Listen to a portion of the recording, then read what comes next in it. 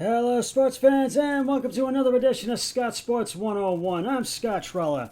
We're going to talk Browns. We're going to talk about the NBA Finals. We now have Game 6 is concluded moments ago. There was a winner, and I'll let you know who it is between Golden State and Boston. And we'll talk Guardians, and we got a whole bunch more to talk about, But first, here is today's Scott Sports 101 trivia question. Who won the NBA Finals MVP award in the 2008 NBA playoffs? I'll have the answer later in the podcast. Well, Deshaun Watson is waiting to hear they are still investigating. He's waiting to hear what his discipline might be because he could be suspended for a portion of time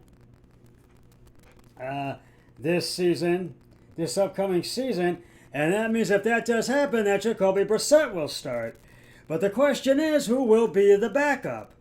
That's the big question that remains, and that involves and a story that partners up with it is the Browns and the Carolina Panthers talks that are still ongoing, but the trade for Baker Mayfield for Sam Darnold is highly unlikely, and Darnold is confident that it's not going to happen.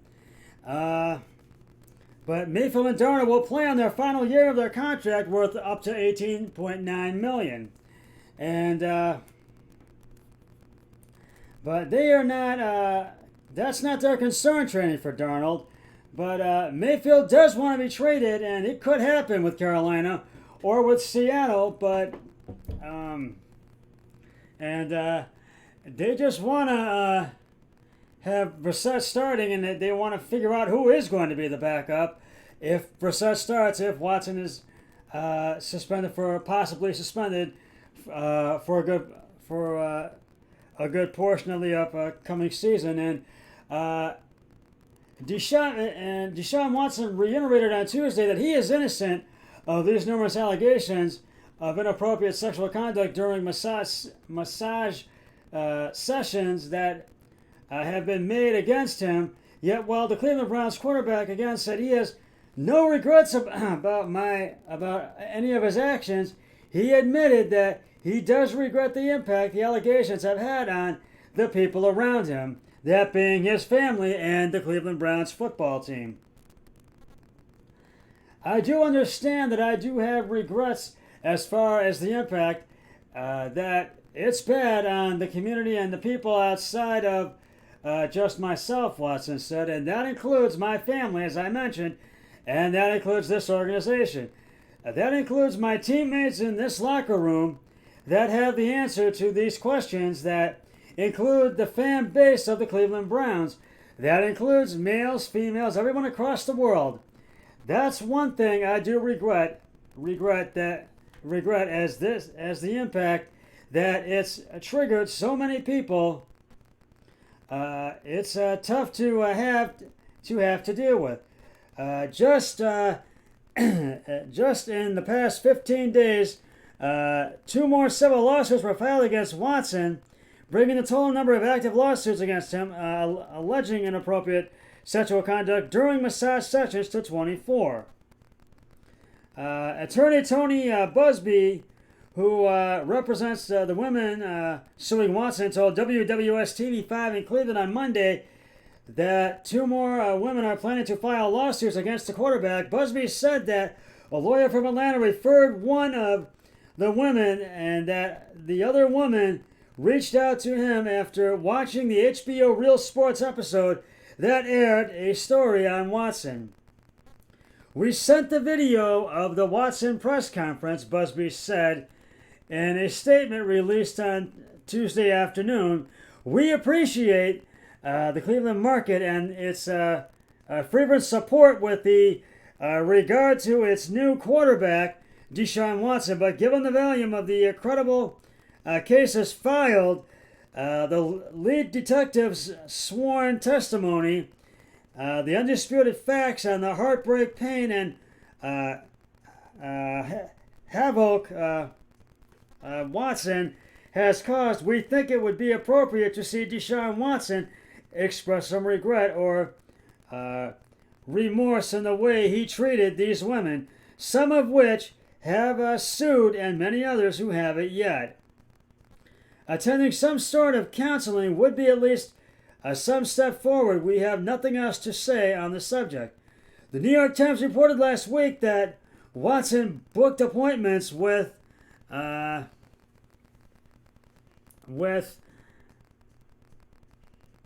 least 66 different women over 17 months from fall 2019 through spring 2021.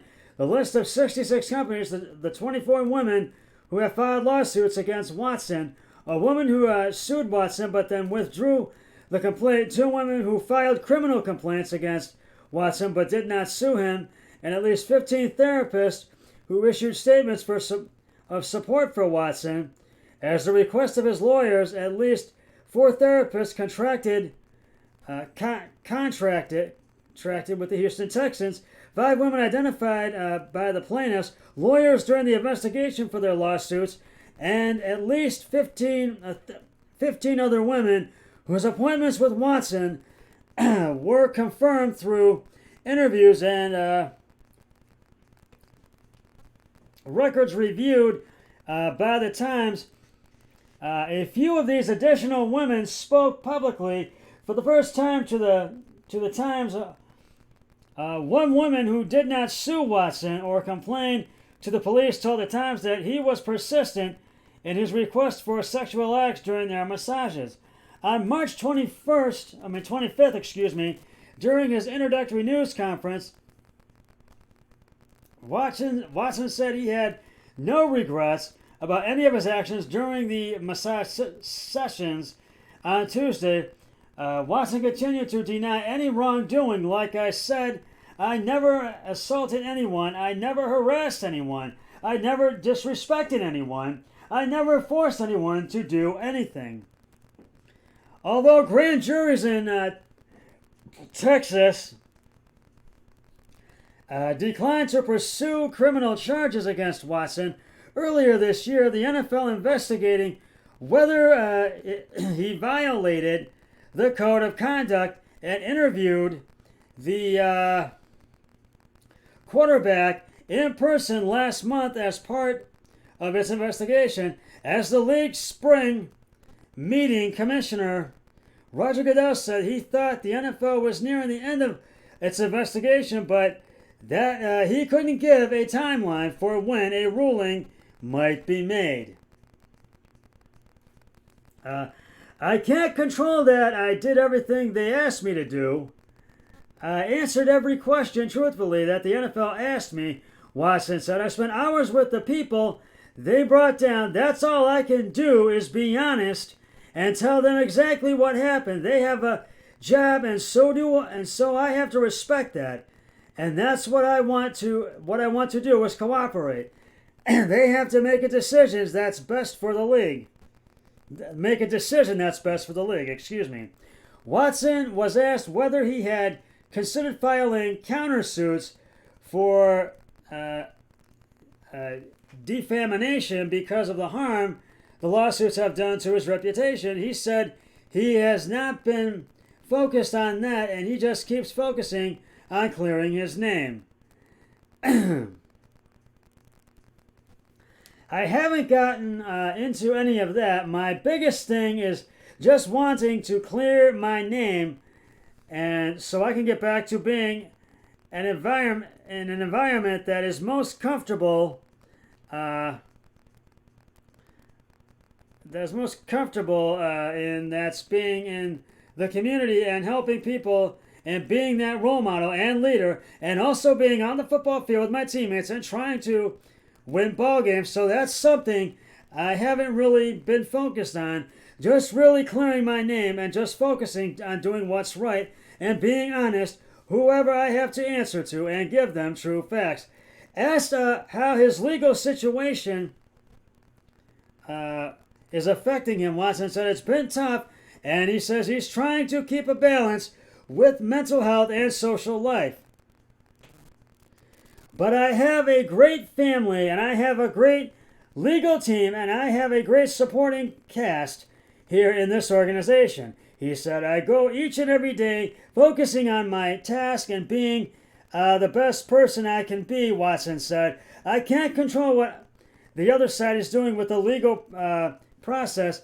I just got to continue to just focus on being the best Deshaun Watson I can be for this organization. And I'll keep you updated on this developing story, because this story is really developing. And that is absolutely true. And and the Browns wrapped up their final day of minicamp. They've looked really good in practice on the practice field, and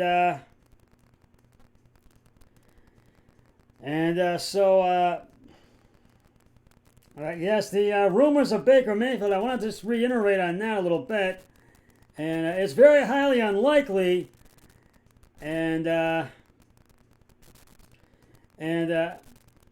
Darnold is set to battle rookie Matt Corral for the Carolina starting quarterback job, and Cleveland has been pursuing Deshaun Watson in this offseason, and the Mayfield's contract is and as I said, there's a strong possibility Watson will face suspension for at least a portion of the 2022 season because of the 24 women who had filed civil suits accusing him of sexual assault or misconduct. And like I said, Jacoby Brissett is on the roster, and he appears to be comfortable letting him under certain center if necessary. So they're more concerned with unloading Baker Mayfield's contract, though, considering he is no longer on good terms with the organization. However, it's likely that the Browns will pay at least part of his salary, even if they eventually do find a trade partner, in which they will. And I will keep you updated on this developing story as well. I will do it. And we will get to the Guardians and the NBA Finals in just a moment. But right now, it is time to reveal the answer to today's Scout Sports 101 trivia question. Who won the NBA Finals MVP award in the 2009 NBA playoffs? And if you said Paul Pierce, you are correct.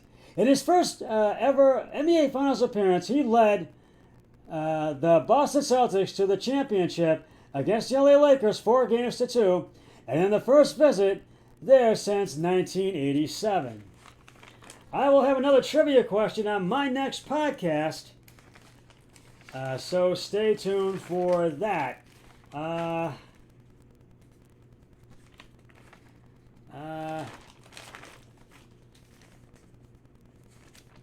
We're going to get to some Guardians news right now. The Guardians completed the sweep today of the Colorado Rockies, 4-2, and they are now 32-27 on the season.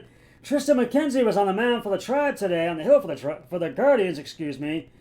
McKenzie went 6 innings, gave up 7 hits, 1 earned run, had 1 beat at bat, and striking out 6 batters.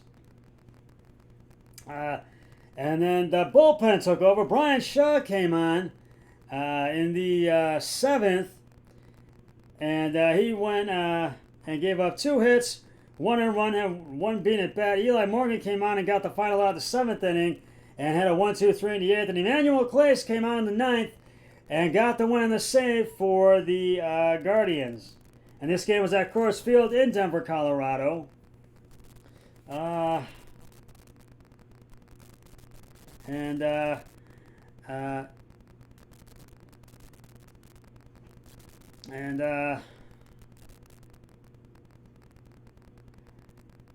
McKenzie, I got the win. He goes to 4-5. Q High got the loss, and he goes to 4-4 in the season. Chad Kua got the loss. He goes to 4 and to 4-4 in the season. I believe that's what it is.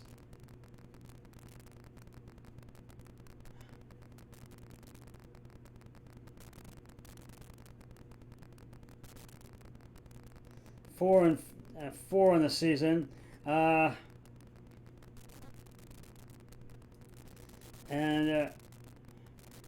Cleveland is one of the hottest teams in the majors right now. And in the bottom of the first, Charlie Blackmon doubles on a sharp line to Oscar Gomez.